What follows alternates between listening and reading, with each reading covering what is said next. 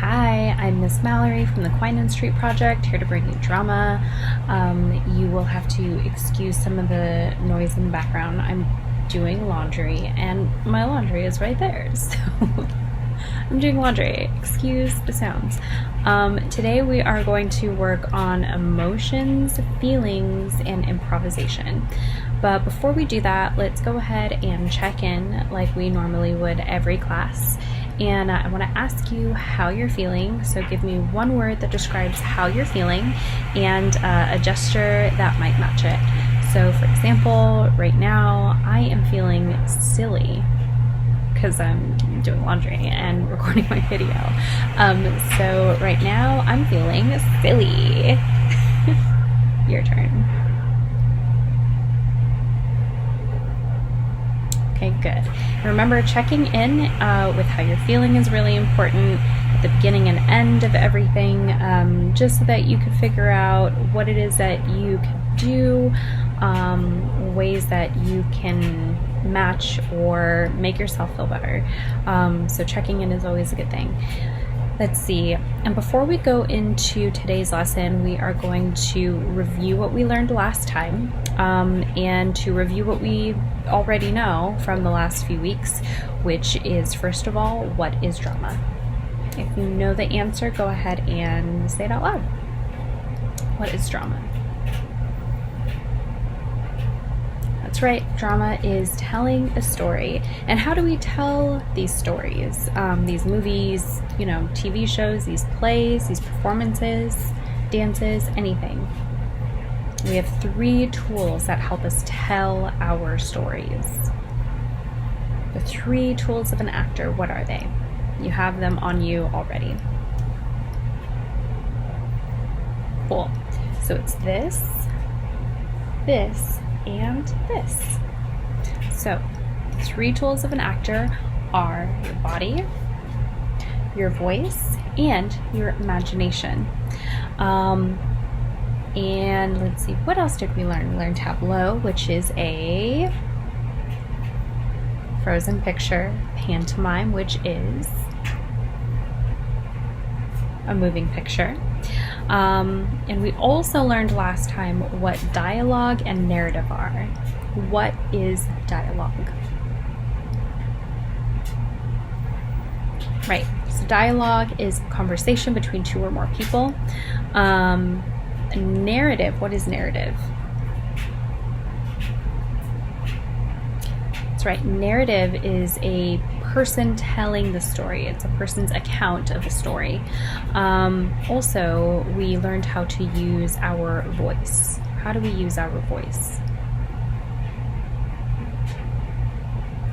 That's right, so the voice helps determine what a character sounds like. It helps determine their mood, their feelings, their emotions.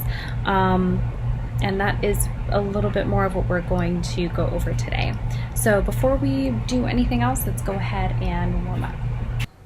First off, I want you to reach above your heads. Act like there's candy in the ceiling. So reach your hands up above your head. You can even act like you're climbing a rope. Now, wiggle your fingers. Drop your fingers. Drop your wrists. Drop your elbows. And then drop your shoulders. Now, take a crayon. This is a crayon in my head. Put it on top of your head, like this, and draw some circles with your head, with that crayon, onto the ceiling. Draw 4 circles. Now do it the other way 4 times. Very slowly. Now, I want you to take that crayon, take it off of your head, break it in half, and stick each half on your shoulders. Here and one here. Now, draw circles on both sides of the room with the crayons on your shoulders. Let's do 4 backwards. 1, 2, 3, and 4. Now 4 forwards. 1, 2, 3, and 4. Just heard some bones cracking. Okay, now take these crayons, put them back together. Just put it away for now. Set it to the side. Now, I want you to give me a superhero chest. So what does a superhero chest look like? For me, a superhero chest is nice and big and proud and powerful. So let's do superhero chest. Now let's do a villain chest. Villain kind of just gets small and tiny and evil, right? Now let's go back to superhero chest. Big and proud and out, and then villain chest. And small. Shrink. Now superhero chest again. Now villain chest. Superhero chest. Now villain chest. Oh, okay, good job. Now, I want you to create a ball of energy in between your hands like this. So clap your hands, use your hands. Now clap them together and create a warm ball of energy until it becomes nice and warm.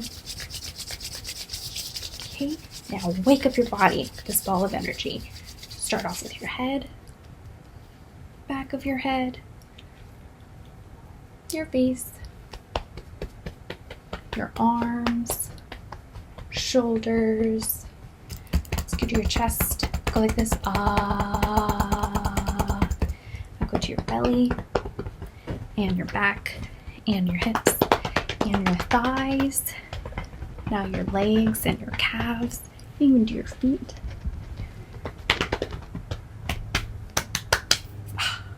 Okay. Now I want you to warm up your face. So make your face nice and big like this. Eyes big, mouth big. Now small. Big. Now small. 2 more times. Big. Now small. Big. And small. Okay. Now, we need to warm up our voices and our mouth. So, first you're going to blow your lips out like a horse, but don't make any sound and don't make any vibrations with your mouth. You just go like this.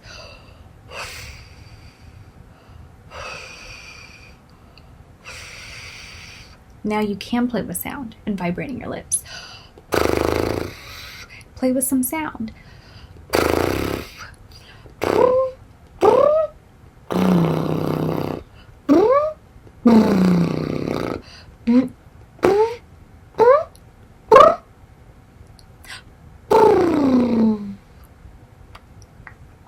Okay, now let's go ahead and warm up our voices and this tool here, our face, our body, our mouths. We're going to do this by going through the alphabet.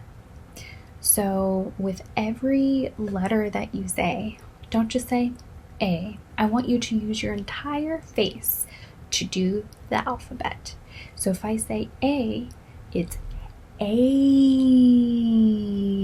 So make sure to use your cheeks and your lips and your nose and your eyes to do the alphabet. We're going to start at the beginning. Ready? A, B, C, D, E, F,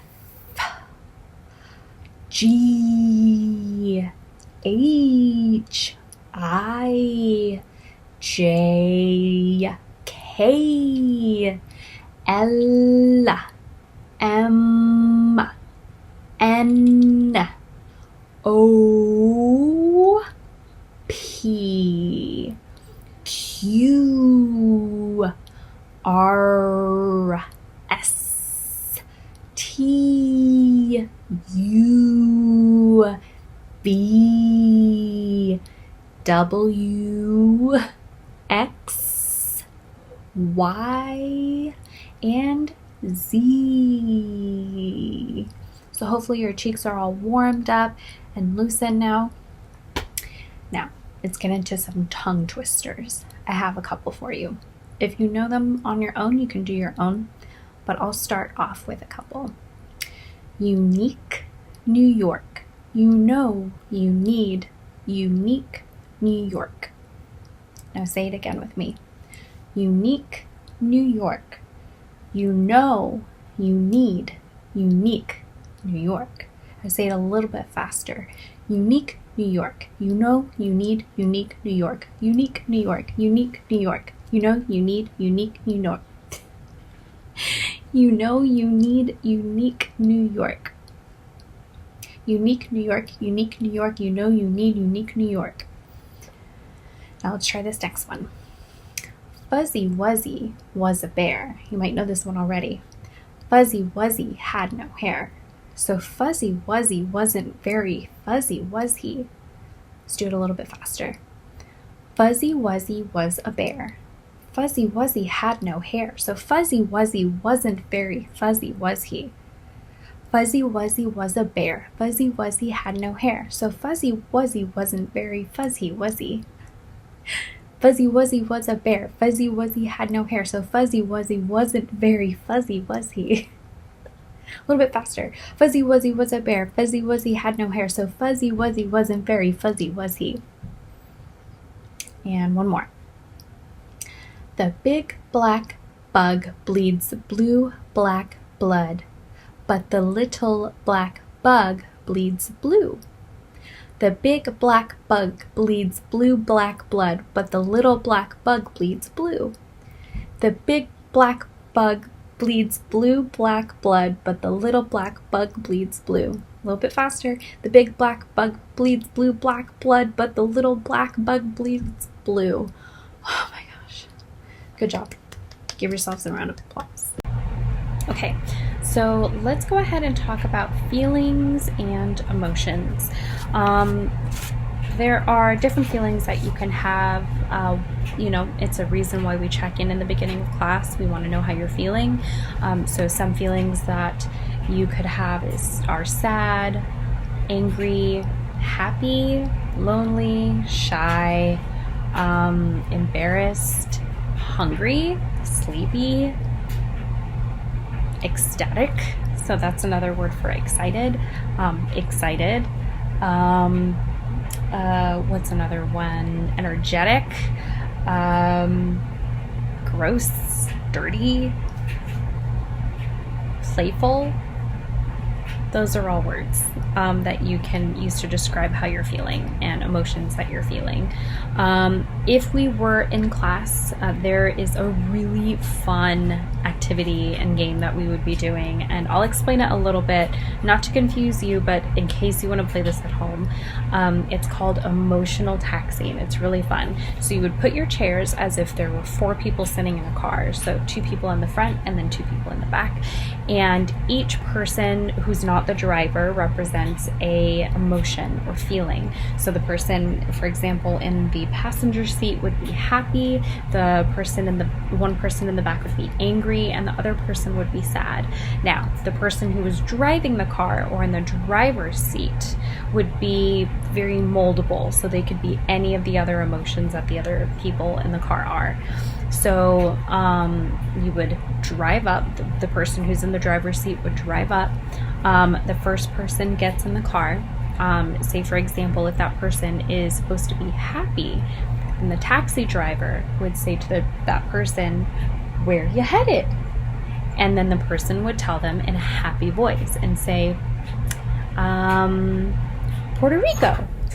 And then the driver, they would act like they're driving, then they would pick up another person. If the person who's angry, when they come in, the driver says to them in an angry voice, "Where are we going?"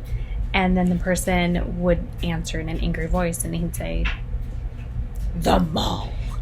And then they would drive and then pick up the last person, and the last person is sad. And then the driver would say in a sad voice, "Where are you going?" And then the sad person would tell them, "The park." And then once everyone gets to their destination, the driver once again says to the designated person that they're there in that emotion. So to the happy person, they'd say, "We're in Puerto Rico, have a good day," and then that person would say, "Thank you," and then get out of the car. So they would get up from their seat and then get out of the car. Then the angry person, the taxi driver would say to the angry person, "We're here, we're at the mall." And then the angry person would say, "Thank you," and then get out of the car. And then the last person, the taxi driver would say, "We're here at the park." And then the sad person would say, "Thank you," and then get out. So that's Emotional Taxi. If you want to play it at home, it's really fun. But yeah, so let's go ahead and talk a little bit more about emotions and feelings from Rosie Revere, engineer. Starts off, I'll just read the whole thing. This is the story of Rosie Revere, who dreamed of becoming a great engineer. So maybe she is, she's hopeful. She dreams of becoming a great engineer. She's ambitious, meaning she, she wants to go for what she wants, and she's okay with dreaming about it. In Lilager's classroom at Blue River Creek, young Rosie sat shyly, not daring to speak. So that's one emotion. She's shy, or maybe that's how she's feeling. She's feeling very shy. But when no one saw her, she peeked in the trash for treasures to add to her engineer stash. So here she's curious. And late at night, Rosie rolled up her sleeves and built in her hideaway under the eaves. Alone in her attic, the moon high above, dear Rosie made gadgets and gizmos she loved. And when she grew sleepy, she hid her machines far under the bed where they'd never be seen. So sleepy, right? She grew sleepy. When Rosie was young, she had not been so shy. She worked with her hair swooping over one eye and made fine inventions for uncles and aunts and ants, a hot dog dispenser and helium pants. So she's kind of silly. The uncle she loved most was Zookeeper Fred. She made him a hat to keep snakes off his head from parts of a fan and some cheddar cheese spray, which everyone knows keeps the pythons away. And when it was finished, young Rosie was proud. So she was proud. She was happy. She was, what's another word to say proud? She was happy about what she had made, and she was hopeful about what she had made. But Fred slapped his knee and he chuckled out loud. He laughed till he wheezed and his eyes filled with tears, all to the horror of Rosie Revere. So that kind of tells us it tells us what she is feeling, and we find it out in a second. Who stood there embarrassed, perplexed, and dismayed. Embarrassed, perplexed, and dismayed. Those are all feelings. So embarrassed, so she was, she couldn't believe that it didn't work, and she felt ashamed that he was laughing at her. Perplexed, so confused and kind of like weirded out, and then dismayed, so she just felt helpless. She stood at the cheese hat and then looked away. "I love it," Fred hooted. "Oh, truly, I do." But Rosie Revere knew that could not be true. She stuck the cheese hat on the back of her shelf, and after that day kept her dreams to herself. So she felt hopeless. She felt sad that her invention didn't work.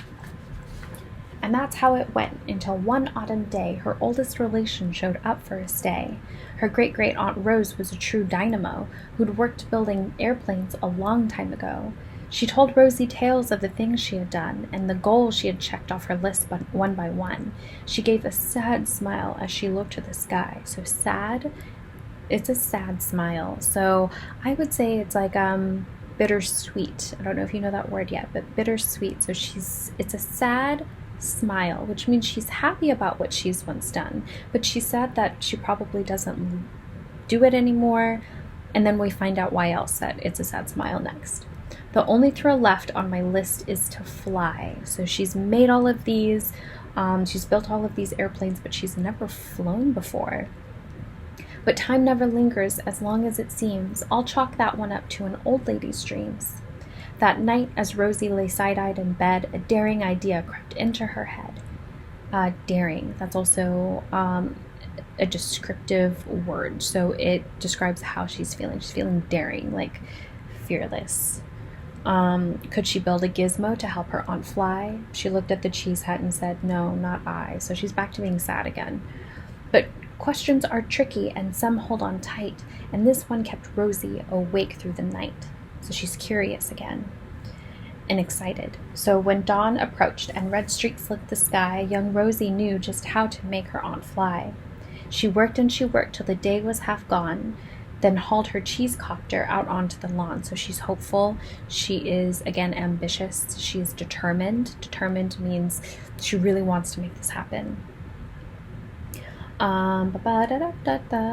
To give her invention a test just to see the ridiculous flop it might turn out to be.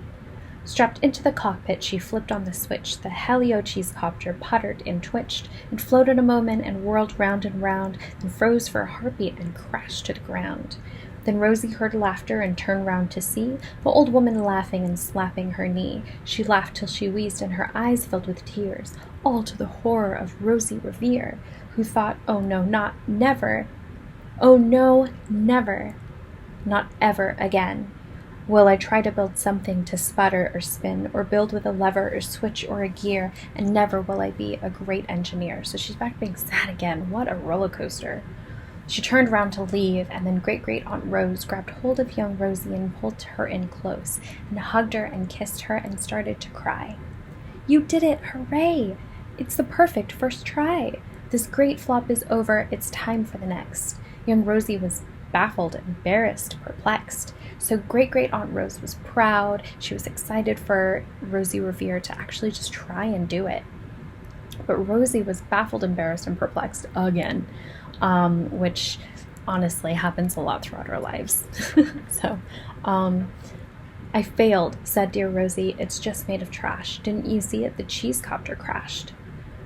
Yes, said her great aunt. It crashed, that is true, but first it did just what it needed to do. Before it crashed, Rosie, before that, it flew. Your brilliant first flop was a raging success. Come on, let's get busy and on to the next. She handed a notebook to Rosie Revere, who smiled at her aunt as it all became clear. Life might have its failures, but this was not it. The only true failure can come if you quit. They worked till the sun sneaked away to its bed. Aunt Rose tied her headscarf around Rosie's head and sent her to sleep with a smile ear to ear, to dream the bold dreams of a great engineer. At Blue River Creek, all the kids in grade 2 build gizmos and gadgets and doohickeys too. With each perfect failure, they all stand and cheer, but none quite as proudly as Rosie Revere. So the story ends with her feeling proud again for having tried, even though it didn't work out perfectly. So she was proud. We see a lot of different feelings in this story, right? So that's emotions and feelings. Now I would like for you to now close your eyes. Go ahead and close your eyes. And I want you to think about how you feel about that story. How do you feel about that story? And how do you feel about this class? How do you feel about drama? You don't have to say it out loud. Just close your eyes and think about how you feel about the story and how you feel about drama class. Okay, good job. All right, now that we've gone over feelings and emotions, let's talk about improvisation. It's kind of a long word, but it's really important for drama, and I think for kind of everyday life, and especially as you get older and go through school and do presentations and just anything. Basically, improvisation means making it up as you go. You don't live your day-to-day life with a script, and in improvisation you also do not have a script. Maybe sometimes someone will tell you, kind of give you a layout for what you're supposed to be doing, but you largely do not have a script to go off of. So improvising means making it up as you go. Again, improvising means making it up as you go. And it also goes along with first thought, best thought, and it's trusting your instincts and trusting that the first thought you have is going to be the best thought that you have. And basically saying things and going with the ideas that you have without fear, and trusting your intuition, what's in here and what's in here, what you know, or what you know from experience and things that you've learned. So first thought, best thought in improvisation is really important. So if you were playing an improvisation game and someone said to you, okay, now act like an animal, you can't just stand there and go, oh God, okay, a giraffe? No, that's dumb. I guess I'll go with a bird? No, that's stupid. You just have to go for it.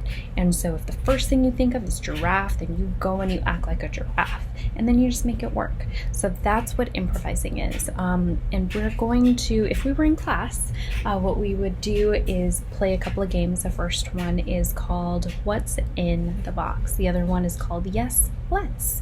So I'll explain what's in the box now, and we can do that a little bit now. What's in the box? So we're going to take an imaginary box. Got it right here. This is an imaginary box.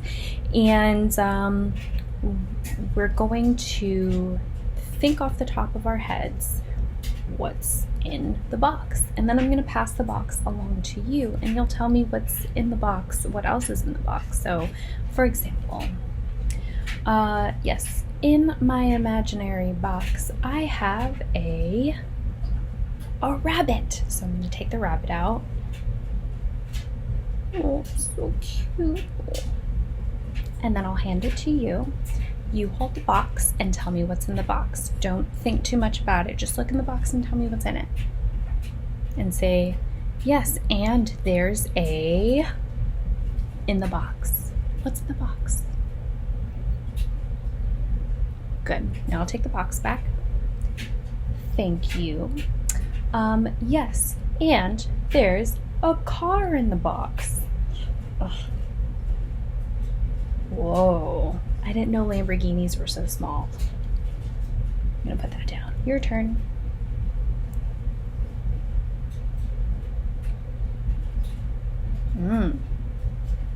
Awesome. Okay, I will take the box back now.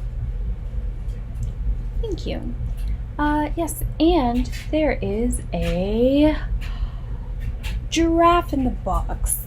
Oh, cool. Giraffes are really small. Your turn.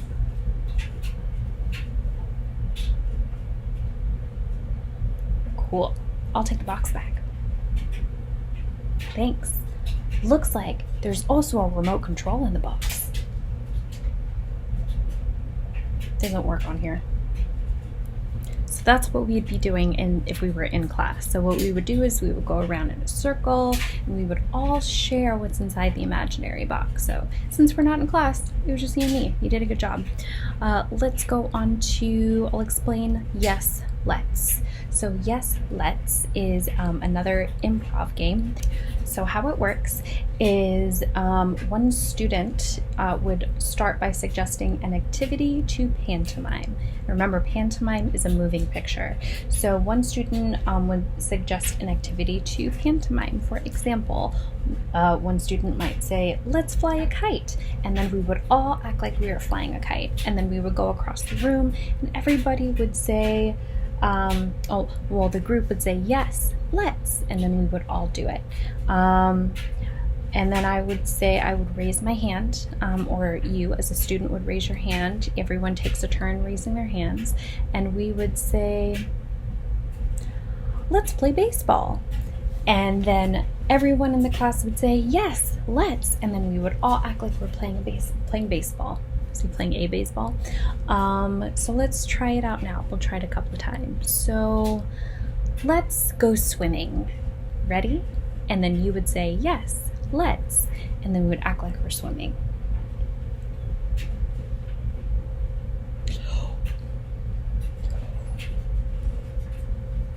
Your turn.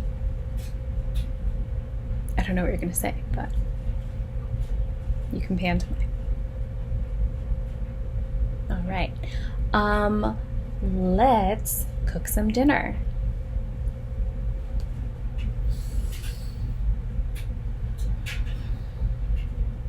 I'm going to taste it.